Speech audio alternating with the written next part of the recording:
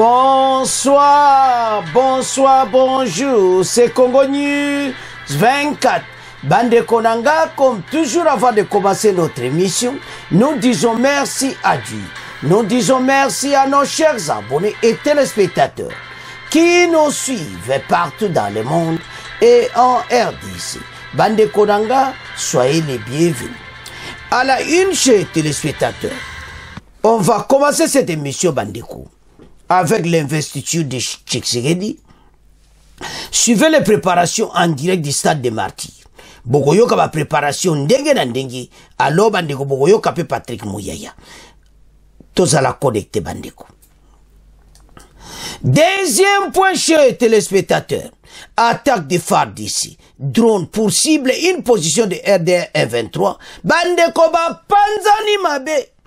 Match Zamouboulou. Alors, tous à la connecter, peut-être développer mon émission Nabiso. Chers téléspectateurs, émission Nabiso Bandi, Yebsa Banyanyo sur place Baza était Erangwekoki. Bande Kotoko kene directement dans le stade des Martyrs. Et pas la préparation de Salama. Peut-être que mon andéni ba décoration de Bandi. Bande ko événement. Et c'est tout que, pour la première fois depuis, Bandi ba élection, tout le monde a plusieurs chefs de l'État présents dans la cérémonie. Et ça, c'est un numéro spécial où il passe à chaque 5 ans. Alors, à cette fois-ci, le président de la République a honoré le président Ebele. À peu près 18 chefs d'État. Et puis plus de délégations américaines, françaises, Europe, Belgique, Royaume-Uni. Donc, Ebele batinitini ba délégation, les ambassadeurs, et tout ce monde au ba délégation au ba koya namboka. Ba premier ministre, donc, eza somo. Alors, tronçon agnon so bande reporter dans sa des Martyrs, bande ko surveillance à kosakanati. Kinshasa de ba soda partout. Cérémonie za ko se préparer en ndenge moko osakana onte. Donc Kinshasa plaît à craquer avec la garde républicaine partout dans za koinda. Alors, très tôt le matin, ba Congolais binonyo sur la stade des Martyrs. Et pas wapitoko yoka mokoza mboka akoloba pona mboka na biso. Bandeko, eza événement moko historique. Mokoza mboka koloba ba projet na ye. Ndenge na zone nga bongsa mboka ndenge na libérer est. Mais ce qui est très important est le message ya kopesa. Ndeni tokotamu samboka oui. Chez téléspectateurs pays na biso et wuti na ba difficulté à kosakanati. Mais ko koma na niveau oyo que to twa mwana mboko sommet de l'état ezaki bitumba. Nzamba lobi il est temps était congolais azalamena au sommet de l'état. Mwana mboka pour à diriger mboka oyo akokisa posa ba congolais. Parce que plusieurs années te souffrir. Et surtout pendant les 20 ans où il coulait, c'était difficile. Il est arrivé, bandeko, par la stratégie n'a été comme un niveau où le deuxième mandat, investiture, Totanga. Bandeko, oyo kakasomo suka na investiture ya chef de l'État.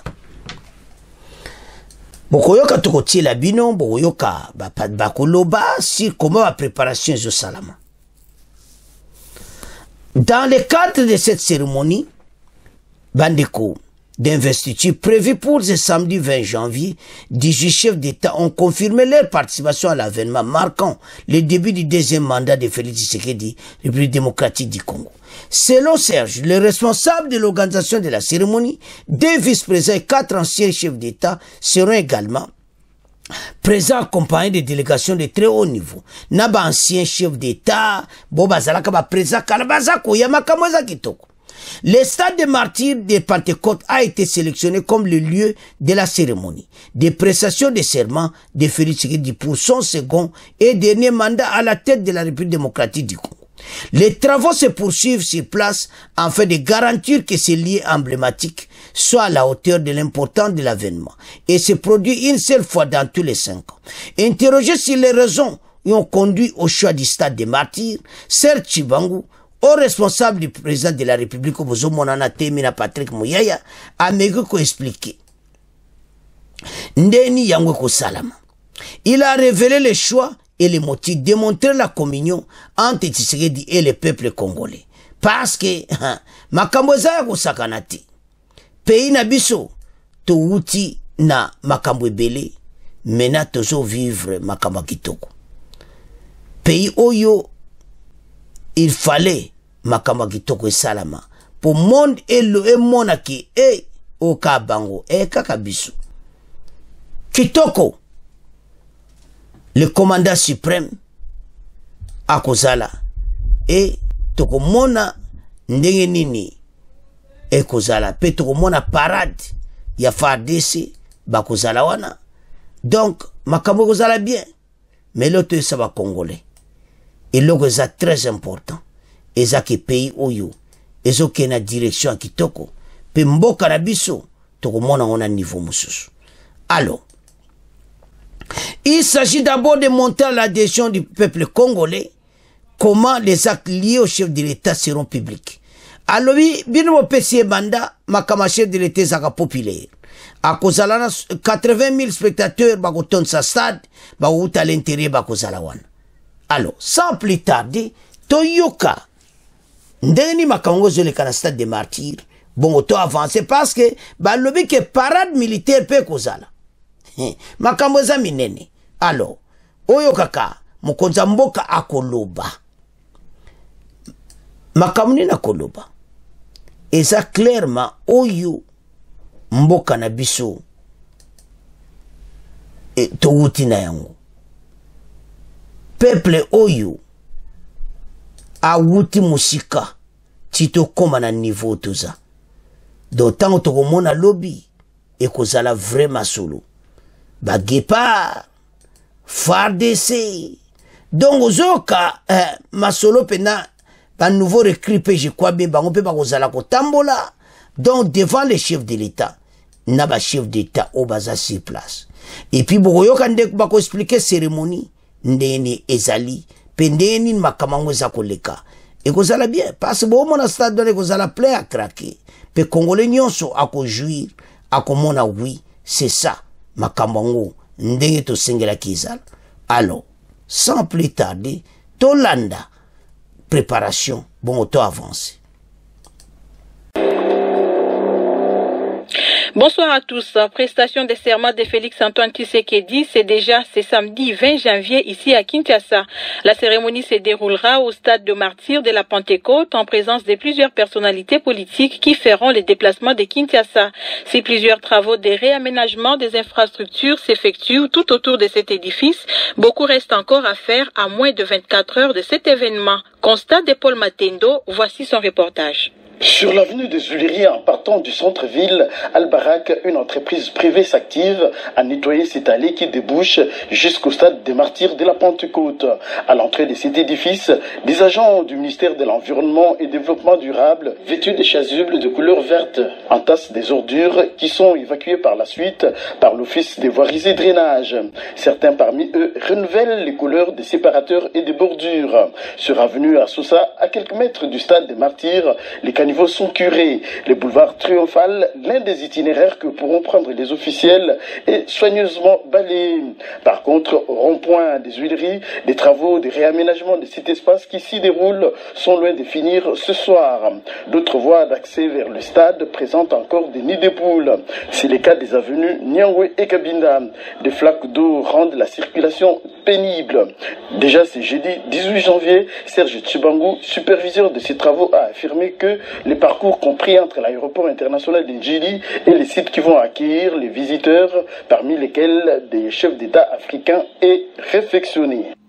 Ce sera ici, samedi 20 janvier 2024, que le président de la République réélu va prêter serment devant la Cour constitutionnelle qui marquera le premier jour du démarrage de ce nouveau mandat.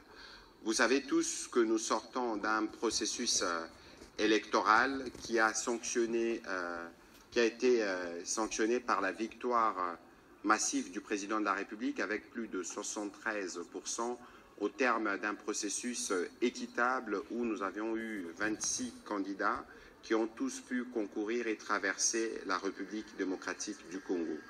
Vous avez suivi, il y a quelques jours, il y a eu aussi la proclamation des résultats des élections législatives. Là aussi, la majorité autour du président de la République a raflé beaucoup de lots, des sièges, parce que c'est le résultat du travail qui avait été fait. Mais ce soir, nous voulons vous donner un petit aperçu de ce qui va se passer sur ces lieux. Je pourrais être rejoint plus tard par les superviseurs de tout ce qui se déroule, de tout ce qui est prévu dans le cas de l'investiture du président de la République. À ce niveau ici, tous les juges de la Cour constitutionnelle, accompagnés bien entendu, comme on vient de vous le dire, du greffier en chef, du procureur général et du greffier en chef de la Cour constitutionnelle. Et il y aura une table juste devant, ils vont se tenir. Donc, préparation pendant au Saganate Bandi. Première étape de l'audience, la cour va, le président Dieudonné Kamuleta va donner la parole au greffier en chef pour la lecture de l'extrait de rôle. L'extrait de rôle, c'est cet acte de procédure qui confirme et qui reprend le rôle, la matière qui sera examinée à cette audience. Et après la lecture de l'extrait de rôle par le greffier en chef, le président Dieudonné Kamuleta va donner la parole au procureur général pour le réquisitoire. Pourquoi on donne la parole au procureur général pour son réquisitoire? Comme vous le savez, le procureur général dans notre pays, au-delà de l'image que vous avez du procureur général, c'est lui qui aussi veille à l'exécution de lois de la République.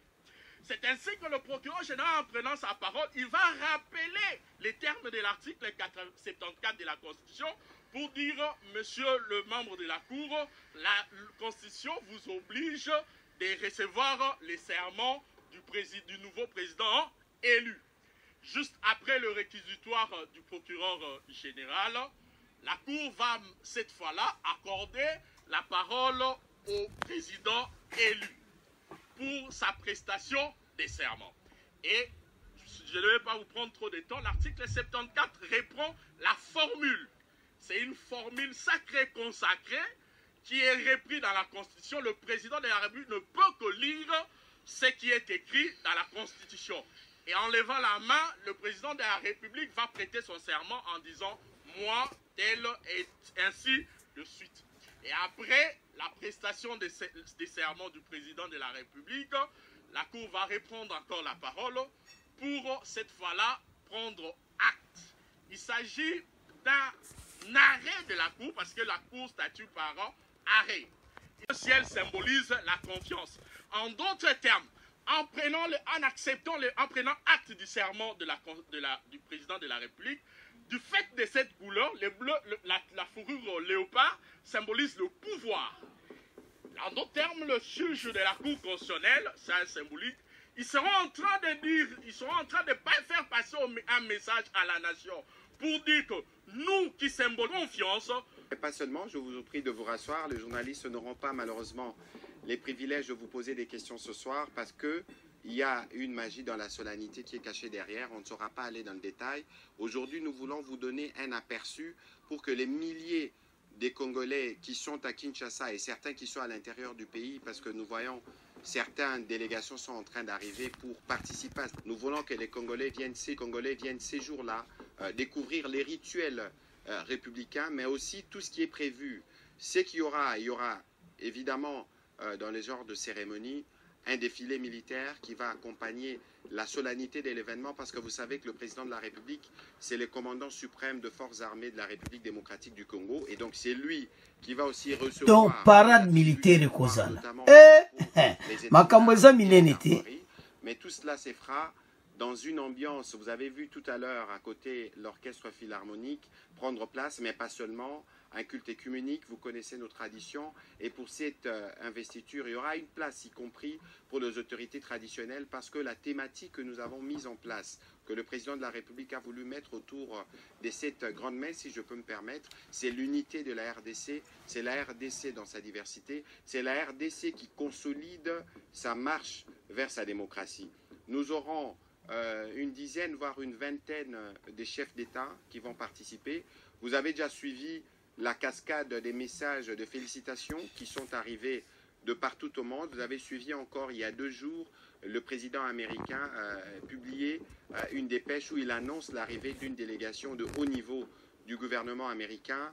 Le président de la République française ou le Royaume de Belgique ou encore le Royaume d'Angleterre, tous seront présents le jour où le président de la République pourra, pour la première fois de ce nouveau mandat, commencer l'exercice. Tout ce que nous pouvons savoir, c'est que le président de la République a déjà donné un aperçu de ce que sera ce nouveau mandat lors de son discours le 31 décembre dernier. Il a dit qu'il était le président de tout le monde, il a dit qu'il était le président de tous les Congolais, il a dit aussi que nous allons poursuivre les efforts de développement, il a dit que nous allons consolider ce que nous avons commencé avec notre armée, avec notre police, les projets pour nos jeunes dans l'entrepreneuriat.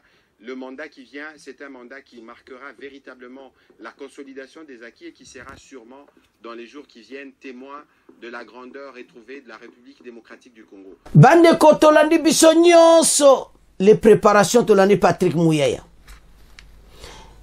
Ba prise chef d'État Bakuzala et puis pourquoi stade des martyrs? Parce que à promettre déjà peuple population ndena kotam samboka ou.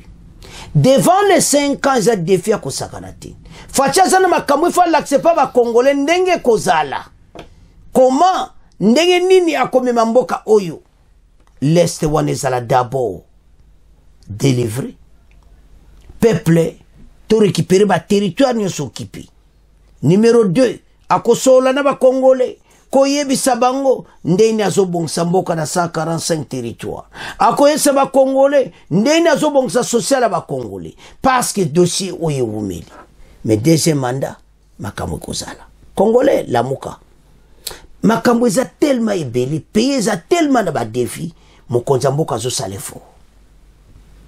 Bomoni centre financier ba utoton. Makaminene kozala wana. On ne va payer africain bazana santé financière ndingi wana belé penati mais biso tozana. Donc azo conduire pays na direction moko oyo ba Congolais tombi banakata ghetto. Bande ko ce pays a été dans le ghetto pendant 20 ans. Quand il est arrivé au pouvoir, pays bani ko mona na monde. Tozala ki enfermé. Pays oyo mawa. Batu nyonso bazako yiba. Ba mbongo nyonso ezako kende. Mena mwambongo baza kozwa bazotonga mboka. L'armée oyo eko tongama pe eko bonga na ndenge ba Congolais balingi. Ya to esa Congolais nyonso to telema pona mboka biso nyonso. Ce pays outi musika. Fachi est arrivé au pouvoir na Kabila majorité zala quitté. Après eko tala no battu faut tika bango, atiki bango. Et maintenant a avancé na mboka. Pendant les 2 ans seulement, bota la armée. Pendant les 2 ans seulement, bota la réalisation. On ne peut même pas compter nyonso asali kaka pour 2 ans. Pour ebele bakanza mkozamboka sali 5 ans na non. Alexis 2 ans ba discussion na FCC, il a né ko sala gouvernement ya union sacrée ayo koma na niveau azali.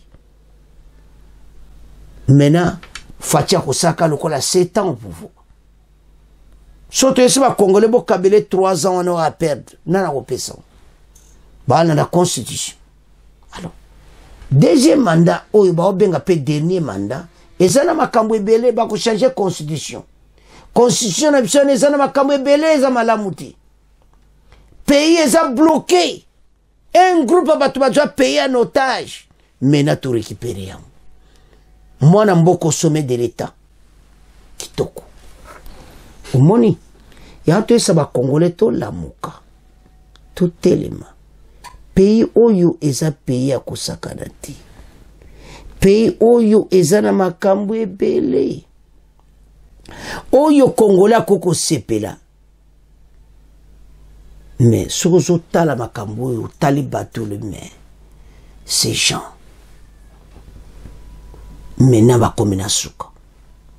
Et puis opposition va na moka gagner batika koloba parce ba perdre déjà je suis ma ya bangote maintenant total investiture parce bango ba profiter ma kambele ko lo mikolo kapo ba yebi ke investiture ça ma lobby bazo loba o wana bande ko ba Twitter wana tala ba ventire ba tondi kuna na ex wana oh politicien oh boy ba musuba za bato Kagame ba musuba za bato bazo manipuler peuple mais tokiba alors tozonga na investiture bolani nde kwa expliquer ndenge nini cour suprême bakoya bakopesa président maloba bakopesa ene akosimba et puis bapesa maloba na procureur ou akosigner makambo osomona ke makambo balaksi biso déjà cérémonie yango malgré bere to mona ke lekena 2019 mais cette fois-ci to komona ona ndenge moko plus clair plus kitoko sans agitement.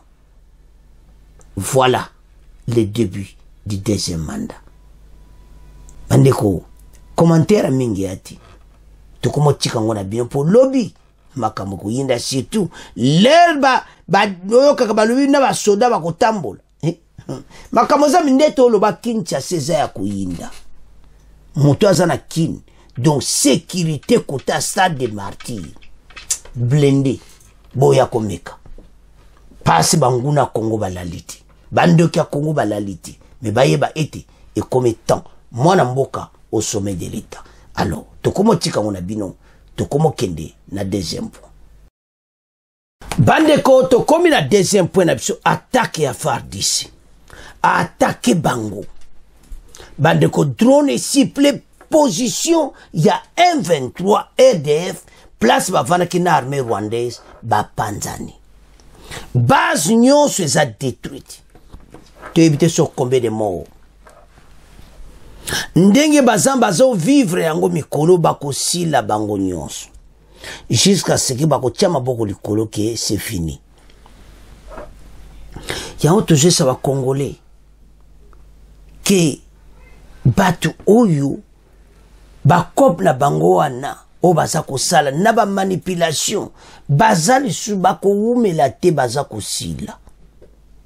Le problème maintenant ba pesa ki bango déjà ultimatum ba américain ba yebisi Kagame déjà que il faut céder Kagame otia mutuma kasi bazalinga zo attend a continuer ko yiba entre temps baza ko kufa bande oeleki lelo vendredi 19 janvier à 5h04 du matin kiliro ezo pela moto ba bombe zo kita eza ko panza ba musuba zo pakata mbangu ba musuba kufi siko boyoka M23 ba drone ye bomi batu e bomi ba civil e bomi ba ndako ba civil te tika lokuta communauté internationale zo ba yebi ba drone esala ke erreur par cette technologie ça ko avancer na place au bino bozali eza calculé, tout est bien tracé. Place Bozali et ko kitaka na kilométrage au bache qui tok va lancer bino boko na 3 km na place boy pe tabandeko. Ezali na makambo ebele na kati oyo mweto choto baniko expliquer o eza somo. Ba drone wana chinois, ba drone d'attaque eza ya kusakana te. M23 za ya kopanzana pe aza kolela. Très tôt le matin. Mission ka kopanza ba base na bango to sila na bango et c'est fini pour eux. Kagame danse mingi basali bipalo mingi mais comme tant aussi les sabango yango to sabino chef était bende le koyate cette armée to zala simanango et guerre yo et ça n'intérêt na biso bandeko oyebi este wana to ko récupérer ango facilement peu plus rapide. Et puis, batu oyo, ba komina suka. Et l'autre zanga ba onka koloba ki vato tchama boko likolo, mais ils ne veulent pas faire ça. Ils vont prendre du temps pour voler encore des minerais. Parce que c'est ça la mission. Boye ba kaza yemo côté. Na ba drone ba bomaki batu wana nyoso ba leader M23 na réunion na bango. Na de major Uganda bazalaki na kati. Ils sont morts. Makambo tozoloba eza pona kutia ba congolais na lumière tellement que na kati ya compte X il y a trop de manipulation d'informations. Mais ce qui est vrai que nous allons gagner cette guerre. Ce qui est vrai bato yo ba manipuler bato na ndenga mukite. Mais lo to senga na bino to fungola miso. notre pays est dans la bonne direction. FARDC comme na niveau moko talaba arme to comme nangwa ko sakanati. Vous voyez même l'arrivée de la SADC et ça kana cadre que photo zala quand même na au aide za mabeti. Mais tous eux savent que biso mo toza capable. Fachi avait dit ça na fait jour à suka campagne na ki bobangati. Toza jana ba kokile ki même Rwanda. Place baza toko ciblé bon toko déplacer te ka place bazali yo zo mona ki ba jena FARDC ce beau paiement technologie ça makam parce que bino nde boko tambwa na nzela soso zo beta biloko ali bino boko kende wa ba gepard ba côté na terrain ko sa sabato na nyonso oyo batikalaki match za somo alors bana mboka talande makama ngwezali eloto yo sabino toza na confiance que mbala au deuxième mandat toza na victoire ngala za na plaisir pa na mono esalami lelo totanga Kagame mayele sili azo ebeloka kusala ti atali kola atali se alubi mais awa tokosala ndenge nini mais c'est fini pour lui parce que toko continuer toko beta bango biloko pe toko continuer nango jusqu'à ce que yako cédé à l'habitant awa toko kalisuti parce wana zo mona kanan ba drone bongo le toko banda siko chiwo wena bana na iba koti na nzila mais je crois que c'est fini pour ce type ce monsieur a commis na suka ndeka chiwo wasibi klero wana eza lokola zo que Kagame pesa nzela to ça ba gepard bazali wana nanu ezaka biloko ba drone et drone eza lokola suko iti drone vana na musika zo beto place azali. Le problème qui est là, le président rwandais, est comme ça les sonne. Totanga. Un drone de FARDC a pris pour cible une position du M23 très tôt matin ce vendredi 19 janvier 2024 à Kiliroui, au groupement Bachali Kayembe, dans le territoire de Massissi. Selon les sources locales, les tirs de ces drones ont été entendus entre 4h et 5h locales. Les mêmes sources parlent d'une position des rebelles détruite. Sur leur compte X, les rebelles du M23 confirment cette attaque. Ils rapportent que des civils ont été tués, des vaches abattues et des propriétés privées détruites. Une fromagerie dans la ferme de l'espoir. Il s'agit d'une attaque de drones. Mais ce qui bozo mona makamba boui. Pourquoi beaucoup tikati? Hein? Pourquoi beaucoup tikati? Parce que Baziebi que c'est fini. Mais il est bazotika karate. Osomona. Ba komina baona suka. Mais le problème qui est là, au monikaka batu bazo yokati. Et puis bako vivre makamu moko oyo nan ba vivati. Commandant bango oya kufi bazana mawande bazama tangue zo continue na kana bango. Alors ils n'ont qu'à céder ou bien bako mona makamu na bango parce que pour le moment pitié ezate parce que tozo mona ki il faut ba yoka FARDC zana biloko nyonso pour le moment. Bibundelo tozana ngo bato yo il faut ba mona makamu na bango. Donc c'est comme ça. Donc kalate toko mona pena que oui contre-offensive à FARDC. L'air est grave. Namabele ezo salama. Donde to mona waki Kichanga de frappe précision sur la barre du M23 Kichanga, plus le respect de la rébellion du M23 baza kukufu. Donc ezo laksaki batu oyo basili Congolais la muka parce ndenge baza wana mayele esi esili bango bazoyeba eloko kosala ti oyo esalamaki mokolo wana bakufi so otalika basible ndenge ezokweya donc oyokaka ke batu baza ya kopanzana alors to développer masolo.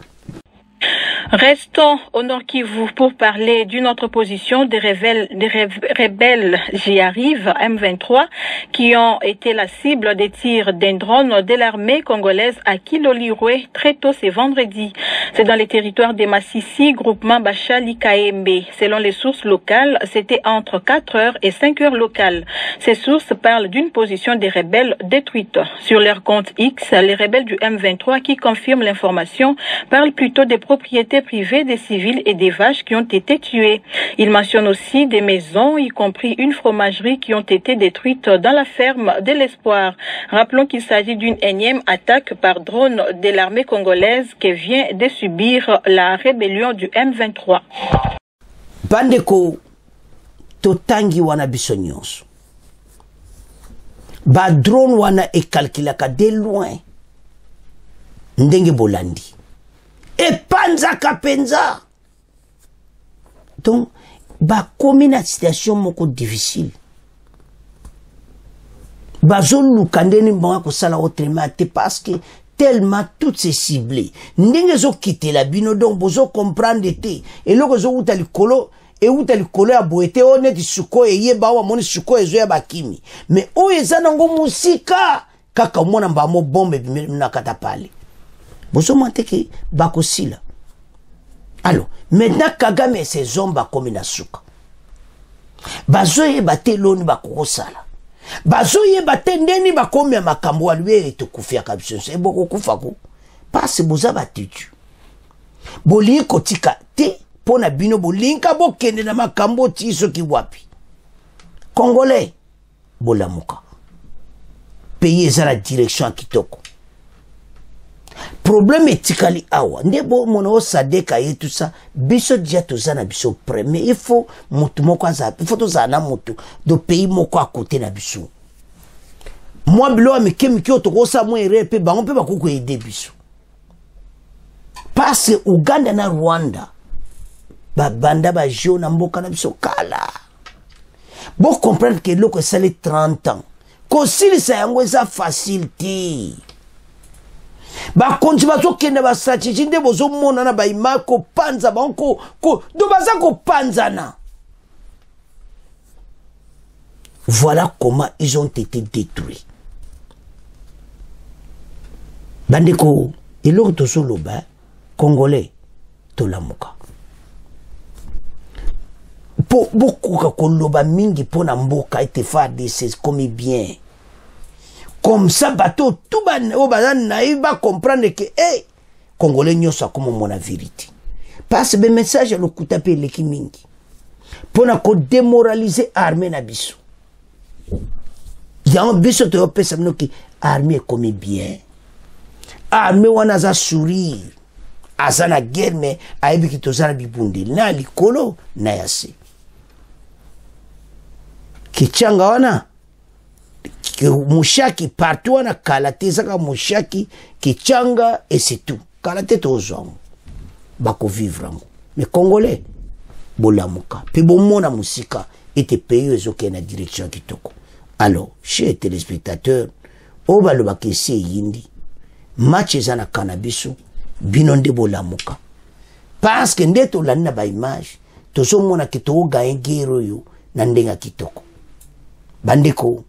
En tout cas, mokonza mboka abongisi pena FARDC.